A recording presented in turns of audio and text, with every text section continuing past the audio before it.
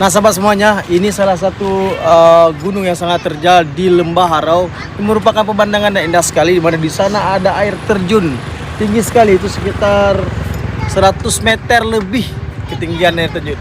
Nah kita akan simak lagi, saksikan lagi jauh ke dalam sana.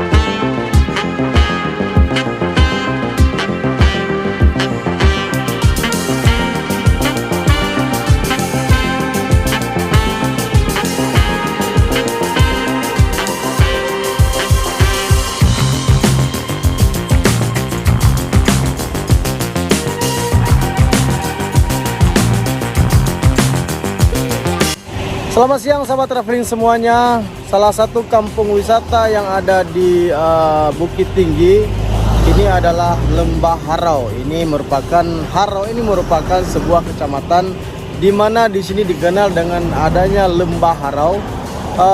Di mana kampung di sini atau desa di sini dikelilingi oleh gunung ya. Kiri kanan melingkar oleh gunung dan kita berada di lembah. Dan lembah ini sangat cantik sekali sahabat semuanya. Karena gunung-gunung di samping kita adalah gunung-gunung yang terjal, yang struktur gunungnya adalah bebatuan.